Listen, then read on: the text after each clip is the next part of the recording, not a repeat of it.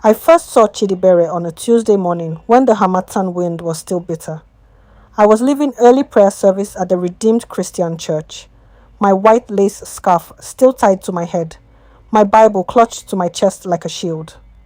It was a regular Tuesday morning for me till I saw him. He was leaning against a black Camry across the street, counting naira notes and smoking cigarettes with a casualness that made my stomach twist. I stared at him, watching him as I walked till he looked up and our eyes met. My heart jolted, and I immediately quickened my pace so I could move away from there quickly. I could feel him watching me. Everyone knew who he was. Even though I was new to the neighborhood, I also knew who he was. In our small Ikorodu neighborhood, Chidi was a legend. The boy who'd grown up in Bariga, who'd lost his mother to a generator fire when he was 12, whose father drank away their future in bottles of kai kai. By 18, he was already the kind of boy mothers warned their daughters about.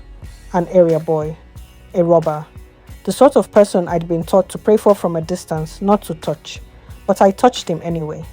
It started small. I was walking home from the market 3 weeks later when 3 boys surrounded me near the mechanic's workshop. My shopping bag, tomatoes, peppers, rice money, suddenly felt impossibly heavy. One of them grabbed my arm and I tasted copper from biting my lips so hard. Then Chidi appeared from nowhere, like an answer to a prayer I'd been too stubborn to speak aloud.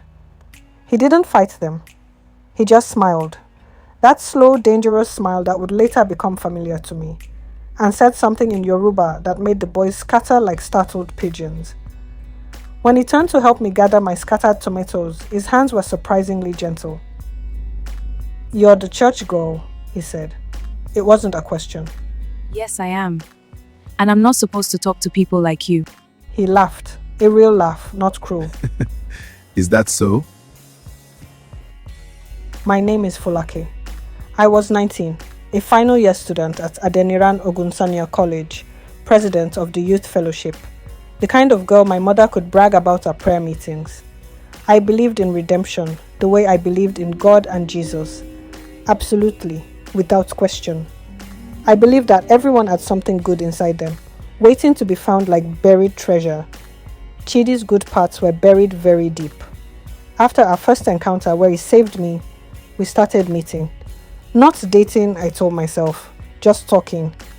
He'd wait for me after church services, and we'd walk through the neighborhood as the evening cooled.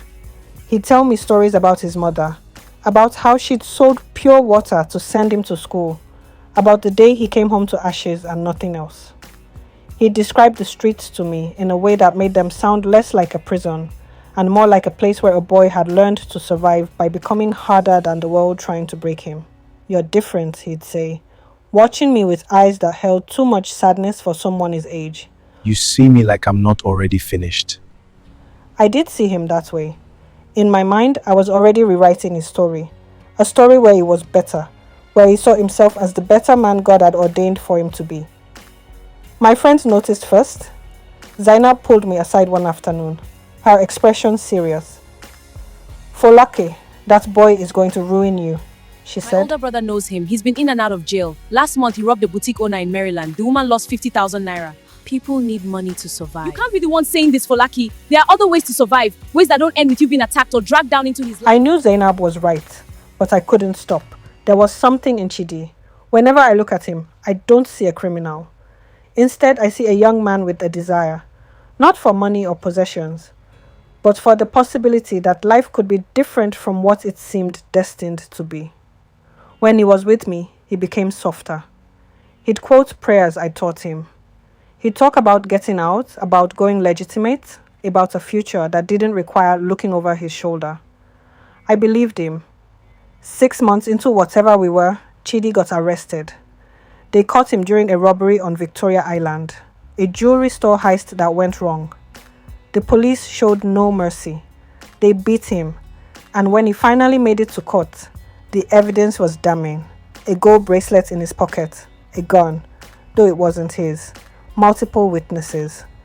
I visited him in Kirikiri prison, my heart breaking into smaller pieces with each visit.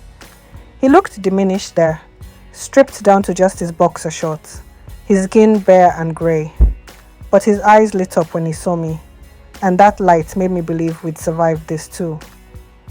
"I'm going to change," he said during one of my visits, gripping my fingers. "When I come out, Folake, I swear to God, I'm going to be better. You made me want to be better." After 2 months, Chidi was given the opportunity for bail. I paid the money my father had saved for my education. I told my parents I was using it for tuition. The lie sat on my chest like a stone, but I told myself it was temporary. That this was my test of faith, my moment of choosing love over judgment. When he came out, everything did change, but not the way I'd imagined. At first it was good. Chidi stayed home more. He started working with a mechanic friend, doing legitimate work. For 3 months, I thought we'd done it. I thought we'd beaten the odds. We'd go to the movies, hold hands on the bus, talk about getting married.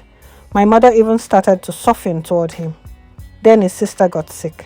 Naomi had asthma, but she'd always managed it. This time was different, a severe attack that wouldn't respond to her usual medication.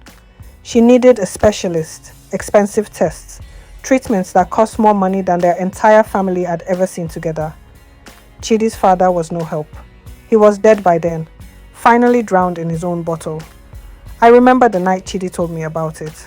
We were sitting by the roadside near Ogunade Park, and he broke down. I'd never seen him cry before. He was a boy who'd learned not to, who'd made hardness a survival tool. Seeing him fall apart terrified me because I knew what was coming. I have to, Folake, I have to. There's no other way. He said. "There is," I argued, my voice desperate. "We can find another way. Let me ask my parents. Let me." Your parents have already given me so much charity. I can't keep taking from people. I'm a man. I need to provide. I need to save my sister. I tried to hold his hand, to show him I genuinely care, but he walked away. He was back on the streets 2 days later. This time, he got careless. Or maybe he wanted to get caught. I don't know anymore. The heist he attempted on a supermarket in Lekki was clumsy by his old standards, reckless. Even worse, someone died, one of the supermarket attendants. The police response was swift and brutal. They shot him in the leg during the arrest, and I found out about it from a friend who saw it happen, not from him. I was at his bedside when he woke up in the hospital, handcuffed to the metal frame, a police officer standing outside his door, and I broke. I broke into 1,000 pieces, and no amount of prayer could put me back together. "This is it," his lawyer said to me 2 weeks later. 3 counts of armed robbery, attempted theft, possession of an illegal firearm, and murder. Even with his cooperation, even with character witnesses, he's looking at the 40 years minimum, probably more. 40 years. I was 19. He was 22. 40 years would make me 59. Him 62. That's a very, very long time. My mother came to pick me up from the courthouse. She didn't say, "I told you so," which somehow made it worse. Instead, she held me while I cried in the car, and she whispered that God had a plan, that He would sustain me, that it is not our place to save someone, not because we don't love them hard enough, but because they have to save themselves. The hardest thing wasn't the trial or the sentence or even breaking up with him, which I did after 2 months of visits where he kept insisting I move on, that I'd wasted enough time on him. The hardest thing was understanding that love isn't enough, that faith can't rewrite someone else's story, that redemption requires consent from the person being redeemed, and Chidi had chosen survival over salvation again and again. I finished my degree. I got a job. I went to church and I prayed, not for him to get out early, but for him to become someone who chose differently the second time. I heard years later that he'd started a prison education program, that he was teaching other inmates to read, that he'd found Christianity in a real way, not because someone loved him into it, but because he needed it to survive what he'd done. I never saw him again. I married someone else, a good man who loves me and whom I love in a quieter, less devastating way. But I think about Chidi sometimes when I see area boys on the street, young men with desperation in their eyes and no map for how to get out. I think about how close he came to being saved and how far away that victory is from actually being redeemed. I loved the thief. He loved me back. And in the end, love wasn't enough to change either of our stories, only enough to become part of them. 17 years later, my daughter asks me why I never talk about my first love. I tell her that some stories don't have happy endings, that real life rarely reads like the Harlequin romance novels she hides under her mattress. I tell her that the most important thing I learned is that you cannot love someone into becoming who you need them to be. She rolls her eyes the way teenagers do, but I hope someday she understands what I mean. Thank you for watching my story. Please like and subscribe. Have you had a first love before? Let's know in the comments.